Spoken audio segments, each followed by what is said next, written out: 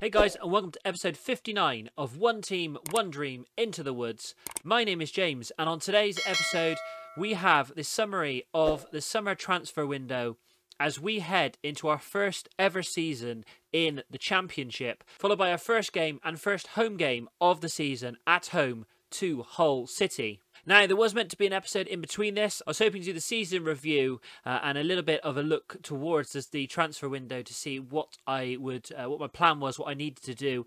However, combination of technical issues and also Steam Cloud sync issues. Let me know down in the comments if you have ever had issues with Steam Cloud. For some reason, I would play the offline bits on my laptop. That would sync to the cloud, not a problem. But for some reason, on the PC where I actually record the videos, Steam Cloud just stopped syncing. I've uninstalled the game, reinstalled it, but still seems to be a problem. However, one positive since the last episode, we've actually had a number of new subscribers join the channel. So if you are new, welcome. Again, let me know down in the comments if you are a new subscriber to the channel. And even if you're not, let me know what you're enjoying about the series, what you're enjoying about the videos, what maybe you're not enjoying so much about the videos and you think could change. I will obviously take that on board when it comes to producing content in the future. And if you're not already subscribed, drop a sub down below, click the like button while you're there as well. All of that helps the algorithm, it helps my videos find more people, and helps me spread the word about this amazing club, this amazing underdog club who have season after season so far in this stage defied all expectations to find themselves in the Sky Bet Championship. So in regards to the summer transfer window, it was actually quite a quiet summer. It's one of the reasons why I didn't do it as a video. I didn't really feel there was enough there to create a whole video on that, so I'm just going to do a summary before we start the first match. So we'll start with the summer releases. Not many there at all. Jordan Rossiter, been here for a couple of seasons. Never really made it in. He's one of many midfielders that we've had that have come and gone. I'm still searching, as of now, for my main midfield partnership. We've got a couple who did play well on and off last season, but nothing like our either defence or our strike partnership, which can create a solid spine throughout the team. Nicholas McKinnon has also gone as well. This one's a bit more disappointing. Promising youngster who's been with us since the start of the save. Has been in and around the squad, but never really got going.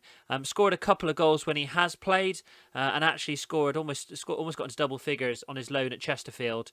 But last season only played 4 games, and as our other strikers have got better and better, he was going to get kept out of the side, and sadly he's got to an age now where I think he's going to struggle. He's not going to get the game time at this club that he wants to be able to develop. So I thought the best thing for him would be to let him go. Outside of that, we've got a youngster who you never saw, pretty much sat the entire time in the under-18s, so no loss there. And Mohammed, who's 18-year-old, only came up into the first team squad last season from the under-18s. Didn't play at all in the 4 years he was here. Came up with us from League 2 to League 1, but decided to let him go as well, as we've still got Huddart, who is still our main goalkeeper. And with Christian Walton as a backup, I didn't really feel that this guy was going to be able to develop to be competition for either of those. So I am now looking for a new youngster to try and develop with the 2 experienced goalkeepers. It does actually look like Stevenage and Waterford are after Mohammed. So hopefully he will find his place down in the lower leagues. And in terms of other outs, we've had a bit of a clear out this summer. So we've had Sol Hamilton, Aaron Coffey, Dion Jones, Omar Swane, Paul England has gone as well. A mixture of low-level transfers there. I think the only really one was Aaron Coffey going for 7k. That was really the only one of note in terms of value. Kevin Kennedy went on a free to Shamrock Rovers, end of his contract.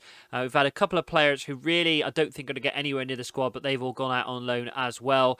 Callum Hume went to Salford for 25k, looking to rise to 35 with add-ons. Wasn't a player that I was looking to push out the door. I was happy for him to be a backup midfielder. He was happy to be a backup midfielder, but Salford came in. And really, I thought he's not really going to get anywhere near the starting 11. So why not cash in on him while we can?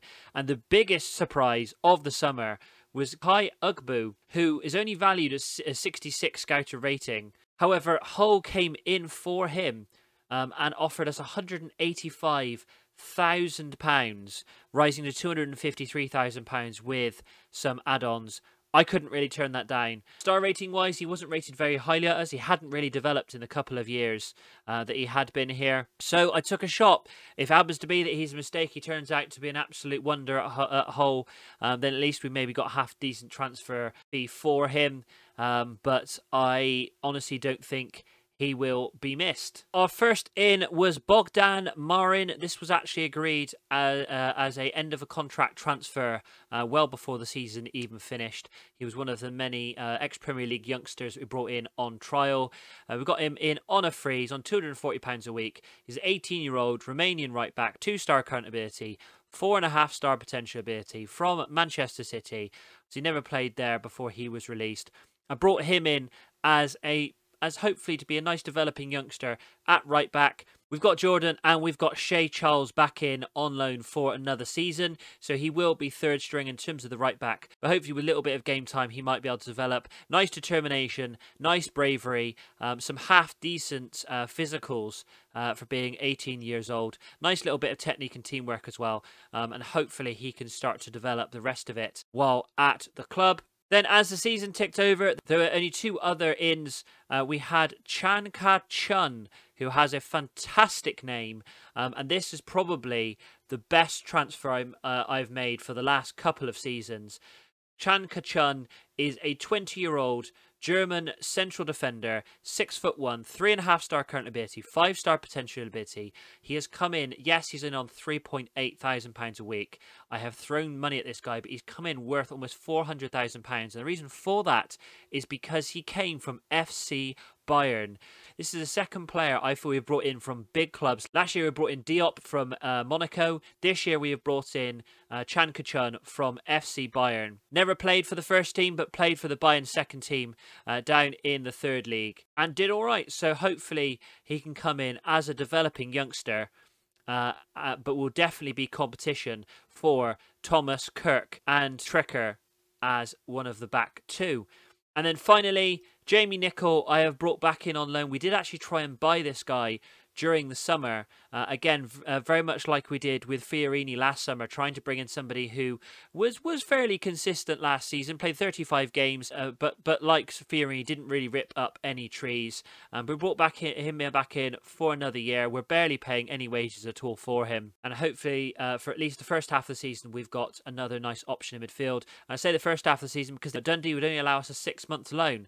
So it'd be interesting to see what happens in the January transfer window. I'm going to guess that they're going to be looking to inject him into their first team squad.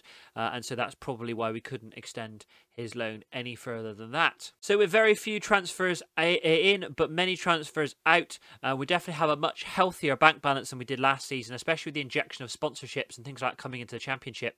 We now have almost £1 million in the bank. We've still got £200,000 in the transfer budget, and still another 1.5k a week left on the wage budget, which obviously I can move that around as and when I need to. We have pumped some of it into the scouting budget, so we now are actually scouting Europe, but we're also scouting 3 of the 4 English leagues, so Championship down to League 2 and beyond. And that will hopefully widen the scope to give me more opportunities to bring in some players that are going to be able to improve the squad, because that was really the focus for me this summer, was not necessarily tearing the team apart and starting again, but trying to give these players that have got this far an opportunity to battle in the Championship, but hopefully to bring in a few more resources to help them achieve that. The other major positive was we managed to keep all of our key players that were here last season. We've managed to fend off looming Championship and Premier League clubs, in fact.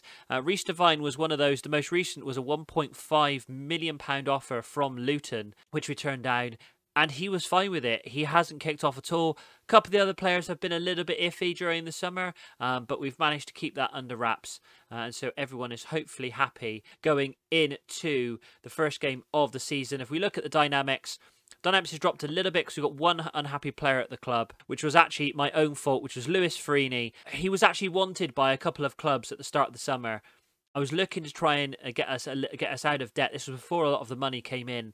Thought maybe if somebody was interested in him, let's put the feelers out and see what was available. He found out that I'd been offering him out to clubs, got really unhappy. I had to promise I wouldn't sell him. So currently he is going to be unhappy until we change that. But it hasn't affected the club atmosphere too much. We're still very much in the green. Very good team cohesion as well. And my managerial support is still very positive. So with that, we've managed to keep the hierarchy as it was. Taylor Crossdale, Huddart and Trekker are the three team leaders, with most of the highly influential players still here from last season. Adebayi, Fagan, Devine, Kirk, Yeats, Charles, Alabiusu and Fiorini. Again, I'll learn from my mistakes and we won't be touting out highly influential players out to other teams again. And so with that, this is the team that is going to be facing Hull in our first ever championship game. So we have very, very familiar names at this point. Huddart in goal. We have Devine, Trekker, Kirk and Charles have been such a consistent back four for the last couple of years, with Bobby Thomas coming in and out. But don't forget we have Chun Ka Chun on the bench. I'm going to bring him on just so I get the opportunity to say his name. We have Adebayi and Nicole as the starting in central midfield, swapping round this season though.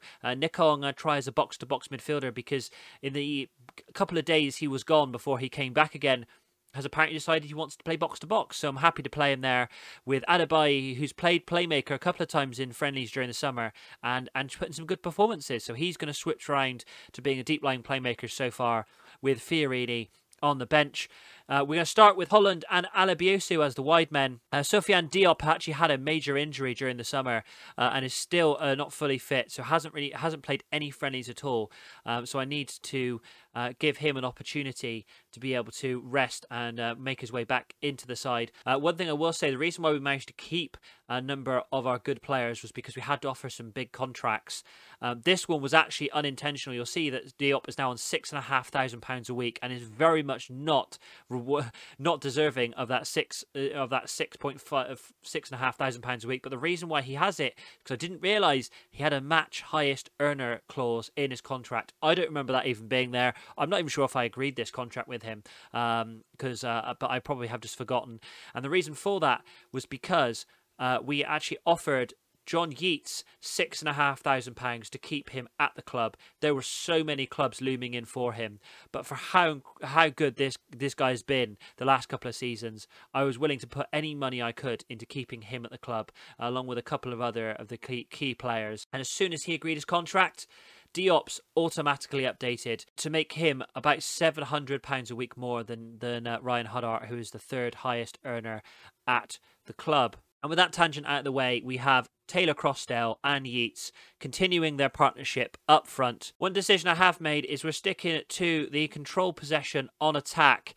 This is probably utterly insane going into the championship season in the league above we were last season. However, this is what we played going to the back end of last season and was, I believe, one of the key reasons that we were able to rack up the wins that we did to get us into the championship in the first place. So I'm going to continue with what brought us here. I am very awkward when it comes to playing a defensive mentality. I'm not any good at it. I find a lot of the time it draws pressure on yourself, and my teams are rarely ever very good at being defensive. And so I've made a decision. I'm going to come out, attack, see how things go. We might rein it in a little bit as the season goes on, but we're now in a league where very few of these teams have actually faced us before. They're not sure what to expect, and so maybe we can come in with a shock factor, maybe steal a couple of wins and keep us out of the relegation zone. But Hull on 23 minutes have another free kick whipped into the centre, cleared but back out to Holden. Hull come forward yet again. Adebayi manages to clear it to Taylor Crossdale. Can we counter-attack? This is what I've been looking for in this game. Taylor Crossdale into the penalty, goes past his man,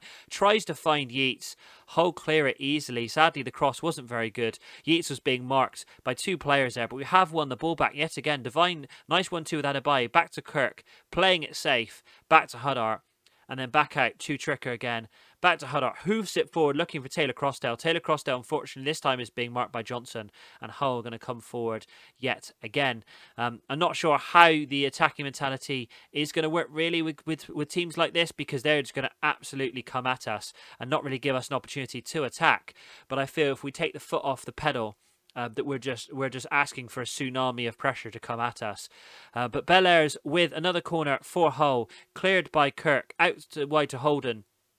holding on the edge of the penalty area, back out to the original corner taker, now to Johnson, but Bellers is caught offside, and we have a throw-in. This looks like our first key opportunity. Devine with a throw-in on the left-hand side to Holland. Haven't really seen much so far from him in this game. Out wide to Charles, brilliant ball there. Charles in the penalty area, takes a shot from range, whistles wide of the post. No one, unfortunately, running in to try and get in on the end of that, but maybe it was a little bit out of their range. But as we come into half-time, ending the half with our best opportunity so far in this game, it has unsurprisingly been a dominant performance from Hull so far in this match. But I don't really want to drop off mentality just in case. I am going to start off quite kind. I'm going to pump the fists. We're not doing too badly at all.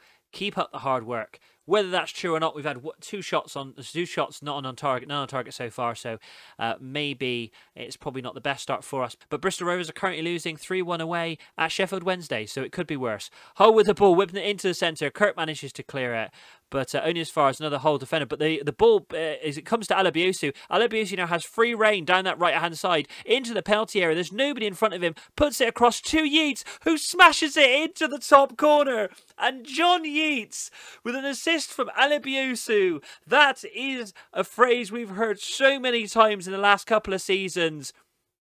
And whether it is luck or judgment, we have managed to get what I wanted, which was we've managed to nick a goal midway through the second half. John Yeats opens his championship account in front of what looks like a sold-out Meadow Park. I'm hoping we manage to fill this ground every week this season, because I am really after a ground expansion, or maybe even new ground, depending on how much money we manage to make this season. But the board said no currently, based on what's going on. Alabiusu is brought down there as going on in the background, but unfortunately we don't get to see the free kick. But yeah, I'm really pushing for a new stadium or a ground expansion, because I really feel that even though we haven't had the fan base so far, that being in the Championship surely means that we're going to be able to get more fans in here this season. And as I'm talking, Hull have burst our bubble.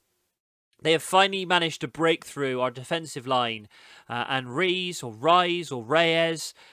not 100% sure, I'm sure it's one of those, manages to get through our back four. Scott with the ball through, manages to leave our defence behind. I think that's Tricker who he managed to leave behind. Slots it into the far corner, past Huddart, and it is 1-1. I was just about to make some substitutions, but we do actually have the ball. Holland chips it through, cleared by the Hull defender to Devine, to absolutely nobody. And Hull going to look to come forward again. And unfortunately, is this going to be where one goal now has actually broken it? And Reyes is through again, goes past Huddart, smashes it into the back of the net. And I think that is it now. The floodgates have opened. Reyes is through yet again. That is twice in a matter of what feels like a matter of minutes. I think it's probably about 10 minutes in game. But he's put through yet again. Missed. I'm not sure who that was there. Kirk this time. I think it was Tricker the first time that was left behind. Kirk misses the header. Goes round diving Huddart to make it 2. And we need to now make some changes, because I don't want to see it again. Stop showing me disgusting replay. And we need to make some changes, because things are definitely going south quite quickly. Adebayo is having a terrible game, so let's bring on Fiorini for him. Taylor Crosdale is not having a great game either, so let's bring on Ricky Fagan, switch him to being a deep-lying forward. And then the final change, I think, we're going to bring off Holland, bring on Diop. We're going to make a triple substitution. Diop for his first match, really, since last season, and hope that our defence manages to see out the game. But we have a throw-in on the right-hand side with Charles to Fagan. His first touch on the episode. Nicole with Diop hits the crossbar, or hits actually the corner bit between the crossbar and the post. Through all three of our substitutes then were combined together to almost score a goal. Hull tried to counter-attack there. Luckily, we managed to win the ball back. What a goal that would have been if all three of our substitutes had managed to actually put together a goal. Bellairs with a corner for Hull.